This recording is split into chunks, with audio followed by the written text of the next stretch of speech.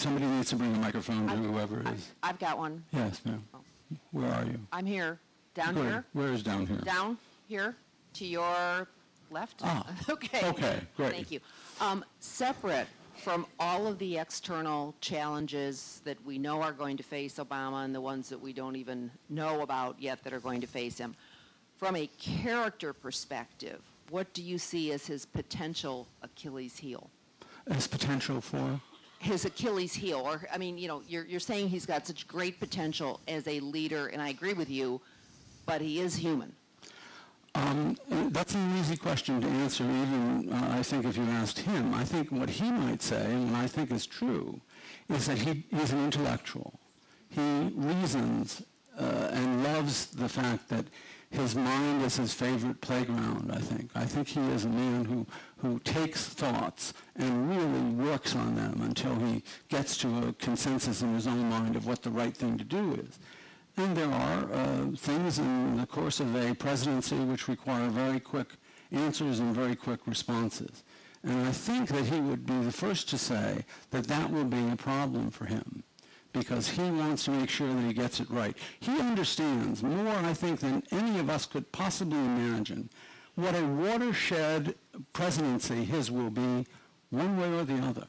Not simply as the first black president of the United States, but the fact that we have changed our method of doing business in politics because of him. And so he will be looked at historically in terms that elevate him to a position which he might, frankly, given the choice, not want to occupy. And that is that he will have been an instrument for change that may not be all that great, may not be the kind of change that he would have liked to have done, simply because the institutions that surround him are not amenable to his ability to effect change. And that's a very serious problem, by the way. One way that I suggested earlier that he can deal with that is by his ability to say to his own party, if you do not do what I think you should do, if you do not support what I think should be supported, and they will, I will talk to them and I will get them to support it. And I will not support you when you need me. And he has tremendous cachet in terms of helping to elect anyone into office in the future, certainly during his lifetime. Yes, sir. I did not vote for Senator Obama, but I'm very much looking forward to his presidency, because we can't wait another 4 years to get these problems solved. One of the things that gives me great hope is that he has appointed, or looks like he's going to appoint, a cabinet of the best and the brightest, as you say.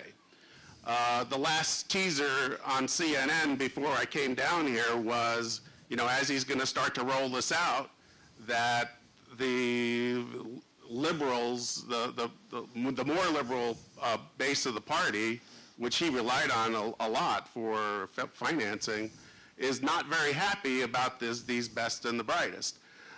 So my question to you is are we seeing, by his appointing this cabinet, it looks like it's going to be a centrist, it's going to be very competent, et cetera, is that truly the way he's going to govern, or is it a Trojan horse for getting the extreme environmentalists and the other extremists, a platform maybe by subterfuge? I think your question is a valid one, and one that really requires some thought. But I will tell you that if anybody has occupied that position, who is in a position to say, frankly, my dear, I don't give a damn, it's him. He has the ability to say to any special interest group, from one end of the political spectrum to the other, that is outside of my vision, that is outside of my priorities, and you therefore do not have access to anything more than the intellectual discourse within my organization. And I think that's what we will see. I don't think that he is going to be masquerading. I think he has a center that is solid. If you read his work, what comes through overwhelmingly clear is that he understands, first of all, himself. And he does not, and is not a victim of the adage that an unexamined life is not worth living. He has examined his life. He has examined the influences that have made him be what he is, want what he wants, be able to accomplish what he has accomplished. And his accomplishments are remarkable, to say the least. So I am hopeful that what we see is what we will get, and what we see is someone who simply wants to do the best that he can do for this country, irrespective of ideology, irrespective of dogma, irrespective of what has gone on in the past. I have one up here. Yes, sir.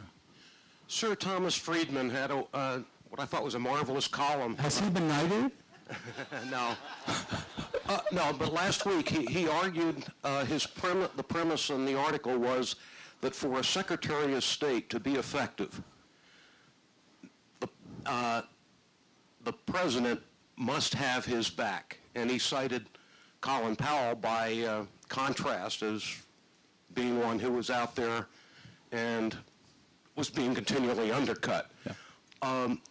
Do you think, given the history of the Clintons and the primary campaign, do you think Hillary can truly operate with him having her back? Absolutely. And the reason I say I'm so convinced of it is because he is a coalition builder. There's no question about it. His whole mindset is how do you bring people under the umbrella who may have different points of view, but who will be the best they can be at the job that I'm asking them to do. And I obviously would not have asked them if I were not there for them, because I want them to be there for me. She's on the front lines. She's carrying on discussions that he will potentially know nothing about if she chooses to do so. She is married to one of the most powerful private figures in the world. So he has taken a tremendous risk in asking her to do what she's doing. I can't imagine for a moment that he would have done so if he were not fully supportive of her ability to get it done.